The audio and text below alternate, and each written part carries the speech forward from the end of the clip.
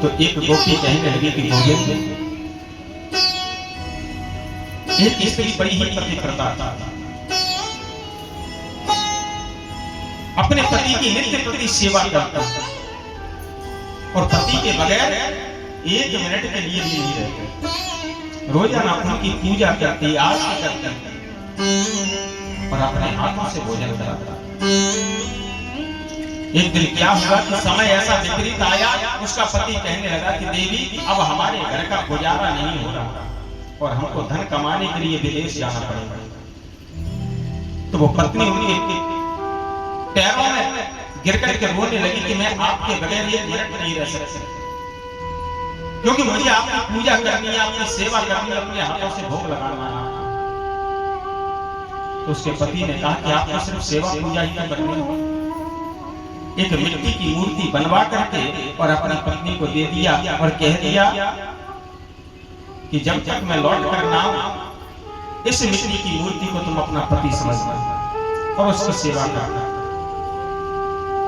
और जैसे उसका पति परदेश जाने के लिए घर से बाहर निकला, उस स्त्री ने अपने घर के द्वार को बंद कर दिया और मन में विचार कर लिया कि जब तक पति लौट कर नहीं आएंगे तब तक मैं दरवाजा नहीं खोलूंगा, तब तक मैं इस मिट्टी की मूर्ति की पति मान करके श्रद्धा भाव से सेवा और पूजा करूंगा और अपने पति की सेवा में लगा। एक वर्ष के पश्चात जब उसके पति लौट करके वापस आए और मकान के किवाड़ लगे हुए थे और वो स्त्री अपनी पति की पूजा में मन लगा करके नींद ली और उसी समय पति दीवार के बाहर साकर को खटखटाने लगे और वो देवी अपने पति की पूजा सेवा करने लगी। साकर की आवाज को सुनकर के मन में विचार करने लगी कि अगर मैं पति की पूजा छोड़ करके बाहर देखने जाऊं कि कौन है, तो मेरे पति प्रति धर्म का पालन करना बंद हो जाएगा और मेरा पति प्रति धर्म नष्ट हो जाएगा।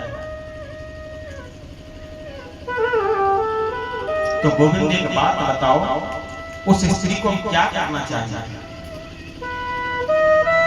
तो कन्हैया कहने लगे कि ये भी कोई पूछने वाली बात है? अरे इसमें तो पूछने की कोई बात है ही नहीं। जब सच्चे के पति आ गए तो उस मिट्टी के पति की पूजा की क्या आवश्यकता? अरे तो उसे तो जाकर के तुरंत दरवाजा खोलना चाहिए और पति को बुलाकर उनकी सेवा प्रारंभ कर देनी चाहिए। जैसे इस बात को गोविंद ने कहा तो गोपियां कहती हैं कि मोहन, आपने अपने मुख से ही न्याय कर दिया कि ऐसे बर को क्यों पड़े जो जन्मे और मर जाए। बरबरिए गोपाल जी जैसा जुड़नो सफल है जाए। गोविंद, जब सच्चे के पति हमको आप मिल गए, आत्मा का पति परमात्मा के सिवाय और कोई हो ही नहीं सकता।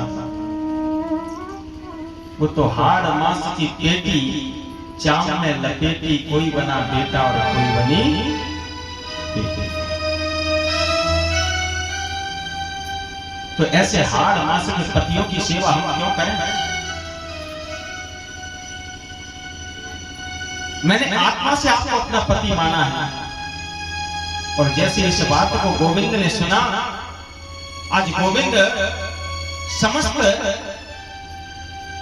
गोपियों के ऊपर बड़े प्रसन्न हुए और कहने लगे कि देवियों, हम तो ये जानते थे कि आप तो कोई ब्रज की गवार ग्वालिन हो, लेकिन आपने तो हमारे नेत्रों को खोल दिया।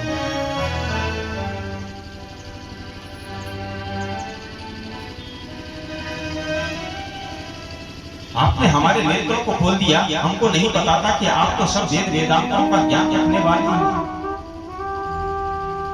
तो समस्त सखियां कहने लगे कि प्रभु, ये वेद वेदांतों का ज्ञान नहीं है, ये तो प्रेम का ज्ञान है।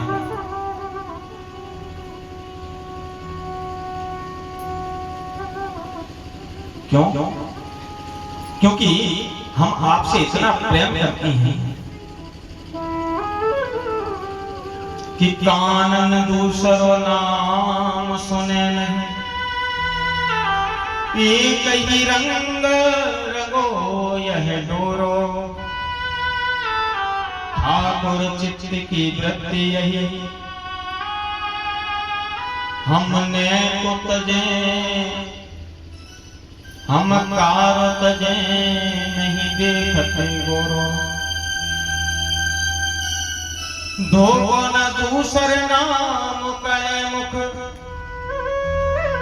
रसना मुख काढ़े हलाहल गोरो, और बावरिए अखियां जर जाए जो सावर छाड़ निहारत गोरो। हे मोहन, हम आपको छोड़ करके इस संसारी जीवों के प्रति प्रेम नहीं दिखा सकते। चित्तम सुखेन भवतापहृतं गृहेषु यन्निर्विशस्त्युत करावपि गृह्यचित्ते, पादौ पदं न चलत् त्वन्पादमूलम्, यामः कथं व्रजमतो करवाम किं वा। मोहन, आपने अपनी बंसी को बजा करके जब से हमारे चित्त को चुरा लिया है, तब से हमारा मन घरों में लगता ही नहीं। हम तो कब से विचार कर रहे थे कि अपने घर द्वार सारे संसार को छोड़ करके आपके चरणों में आकर के लीन हो जाएं और आपके चित्त से चिपक जाएं। कि सिंचांगन सदरामृत पूरकेण, हासावलोक कलगीत जहत्याग्नि, नो चेत् वयं विरहदाद्युनिपैत्य देहा, ध्यानेन याम पदयो पदवी सचेते। हे सचे, आप अपने दिव्य अधरामृत से जिस प्रकार बंसी को लगा करके उसको कृतार्थ करते हैं, अपने अधरों के अमृत से उसको सिंचित करते हैं, वैसे हमारे ऊपर कृपा करके हमारी आत्मा को अपने अमृत से भर दीजिए। रसो वेशः रसम हेवायं लब्धा नदी भवन्ति, क्योंकि परमात्मा रूपी रस को पाकर के हम इस संसार रूपी रस से दूर जाना चाहते हैं। और जैसे इस बात को गोविंद से गोपियों ने कहा, उसी समय गोविंद ने समस्त गोपियों को अपने पास बुलाया। राधा नाचे कृष्णा नाचे, राधा नाचे कृष्णा नाचे, नाचे गोपी जन राधा